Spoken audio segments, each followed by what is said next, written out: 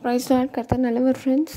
இன்றைக்கி நம்ம பார்க்கக்கூடிய டாபிக் இல்லை, பாட்டு ஸ்டோரி ப்ரேயரில் பார்க்கக்கூடிய பாட்டு என்ன அப்படின்னா, நேற்று மாதிரியே இன்றைக்கும்.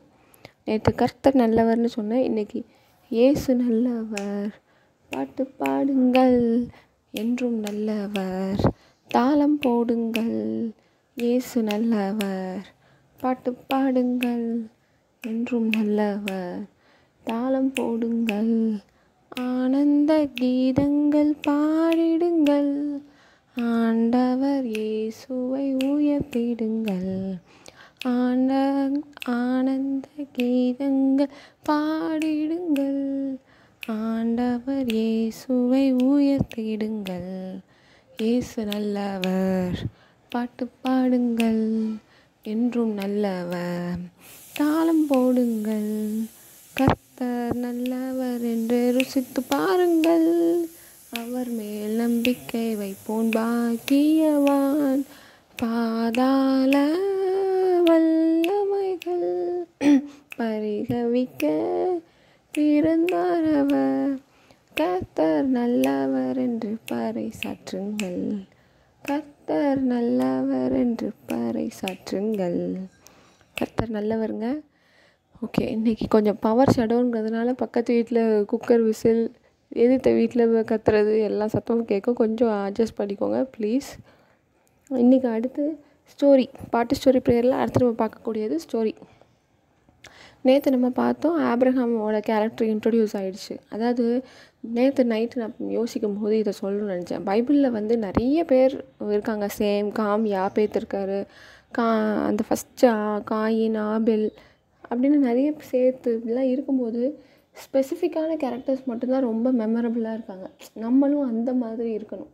10-11 இல்லாமல், இப்போ சப்போஸ் பைபிள் ஒரு நியூ எடிஷன், இப்போ நியூ வெர்ஷன் புதுசாக கடவுள் திரும்பவும் பரிசுத்த ஆவியாளர் வச்சு எழுத போகிறாருன்னா, நம்மளை வச்சு ஒரு சாப்டர் இருக்கிற மாதிரி அந்த அளவுக்கு நம்ம விசுவாசமாக வாழணும்னு நான் நினைக்கிறேன். இப்போ ரூத்து, எஸ்தர் மாதிரி, சிவகாமி அப்படின்னு ஒரு தனி சாப்டர் இருக்கணும். அந்த அளவுக்கு நான் விசுவாசத்தை எனக்கு தாங்க கர்த்தாவே உங்கள் நாம மகிமைப்படும்படி நான் வாழணும்னு நான் நினைக்கிறேன், ஆசைப்பட்றேன். சரி, ஓகே. இப்போ பைபிளில் நிறைய கேரக்டர்ஸ் இருக்காங்க, அப்படி தானே? சேம், காம், யாபேத், அதெல்லாம் ரொம்ப பெருசாலாம் அதை பற்றிலாம் ஒன்றும் சொல்லலை. டேரெக்டாக அந்த நோவாக்கு அடுத்து ரொம்ப முக்கியமான கேரக்டருங்கிறது ஆப்ராம் தான். ஆப்ராமே அவருக்கு அண்ணன் இருக்கார், அப்பா இருக்காங்க, அதெல்லாம் இம்பார்ட்டண்ட்டாக இல்லை. ஆப்ரஹாம், கர்த்தர் அதான் சில பேரை மட்டும்தான் தேர்ந்தெடுக்கிறாரு. அது அவரோட கிருபை தான். பட் ஸ்டில் நம்ம சைட்லேருந்தும் இந்த ஆப்ரஹாம் விசுவாசத்தின் தந்தைன்னு சொல்கிற மாதிரி நம்மளும் ஏதாச்சும் கர்த்தரே அதிசயப்படுற அளவுக்கு நம்ம ஏதாவது டிஃப்ரெண்ட்டாக செய்யணும். ஓகே ஓகே கர்த்தாவே, இன்றைக்கி அந்த ஆப்ராம் நேற்று அந்த எகிப்து தேசத்துலேருந்து கர்த்தர் வாதித்தார். அந்த பார்வோனை வாதித்ததும் அவங்க ஆப்ரஹாமையும் சாராலையும் அனுப்பி விட்டாங்க. ஓகே, இப்போ ஒரு தேசத்துக்கு வராங்க. அந்த தேசத்தில் என்ன அப்படின்னா, இப்போ ஆப்ரஹாமும் மிருக ஜீவன்கள், ஆஸ்தி, அந்தஸ்தோடு நல்ல செல்வ செழிப்பாக இருக்காரு. அதே மாதிரி அவன் அண்ணன் பையன் லோத்தும் அப்படி தான் இருக்கான். நல்ல செல்வ செழிப்போடு நல்ல வேலையாட்கள், அது மாடு, ஆடு, கோழின்னு எல்லாம் வச்சுருக்காங்க. ஸோ அவங்களுக்கு அந்த இடத்துல மேய்க்கிறதுக்கு, மற்ற தண்ணி ஷேர் பண்ணுறதுக்கு எல்லாத்துக்கும் கஷ்டமாக இருக்குது. ரெண்டும் பெரிய குரூப்புங்கிறதுனால. அதனால் என்ன பண்ணுறாங்க, 2 பேரும் பிரிஞ்சிடலாம். சண்டை வருது. அவங்களுக்கும் ஆப்ரஹாமுக்கும் லோத்துக்கும் சண்டை வரல, இவங்க வேலையாட்களுக்கும் அவங்க வேலையாளுக்கும் சண்டை வருது. ஸோ ஆப்ரஹாம் சொல்கிறாரு, நீ எந்த சைடுனாலும் போப்பா, நம்ம கூட நமக்கு இனிமேல் கூடி இருக்க வேண்டாம், நம்ம பிரிஞ்சிடலாம். நீ எங்கே போகணுமோ போ, உனக்கு நீ எங்கே போறியோ அதுக்கு ஆப்போசிட் சைடு நான் போய்க்கிறேன் அப்படிங்கிறாரு. உடனே இவன் பார்க்குறான், அந்த யோர்தான் நதிக்கிட்ட சமபூமியாக பச்சை பசேல்னு இருக்கிறத பார்த்துட்டு நான் அந்த சைடு போகிறேன்னு லோத்து போயிடுறாரு. ஸோ சரி நீ போ, நான் இந்த ஆப்போசிட் சைடு கானான் தேசத்துக்கு இந்த சைடு போகிறேன்னு சொல்லிட்டு இப்படி போயிருந்தாங்க.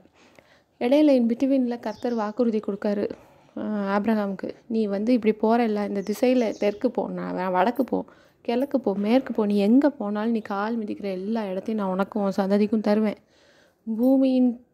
பூமியில் உன் சந்ததியை தூளை போல் பெருக பண்ணுவேன். ஒருத்தரும் தூளை உட்காந்து என்ன முடிஞ்சதுன்னா உன்னோட சந்ததியை என்ன படும் சொல்லி வாக்குறுதி கொடுக்காரு. ஆனால் அப்போ ஆப்ரஹாமுக்கு குழந்தை இல்லை. பட் வாக்குறுதி முதல்ல வந்துடுச்சு, வசனம் வந்துடுச்சு, வாக்கு தத்துவம் கிடச்சிருச்சு ஆப்ரஹாமுக்கு. ஓகே, இப்போ லோத்து போனார்ல, அந்த இடம் எங்கே இருக்குன்னா எக்ஸாக்டாக அந்த பேர் கொஞ்சம் வாயில் வர மாட்டேங்குது, ஒரு நிமிஷம்.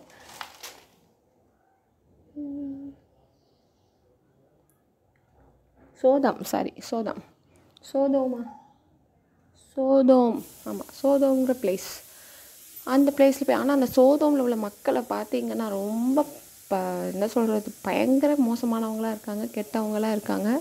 அங்கே போய் லோத்து ஃபேமிலியும் இருக்காங்க. சரி, அடுத்து என்ன நடக்குங்கிறத நம்ம நாளைக்கு பார்க்கலாம். இன்றைக்கி ப்ரேயர். இன்றைக்கி ஸ்டார்ட் பண்ணுறதுக்கு முன்னாடியே ஒன்று யோசிச்சுட்டு தான் ஸ்டார்ட் பண்ணேன். அதாவது இன்றைக்கி மனசு யாருக்காக ப்ரேயர் பண்ணணும்னு தோணுச்சுன்னா, இந்த கை கால் ஊனமாக இருக்கிறவங்க, கண்ணு தெரியாதவங்க, காது கேட்காதவங்க, இவங்களுக்காக ப்ரேயர் பண்ணணும்னு தோணுச்சு. அவங்களுக்காக ப்ரேயர் பண்ணலாங்கிறதவே கத்தவே எதனால் படைப்பு உங்களோடையது, நீங்கள் தான் எல்லோரையும் படைக்கிங்க.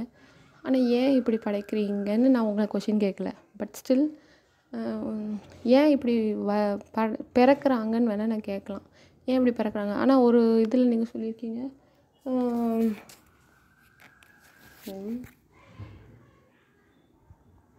ஆமாம்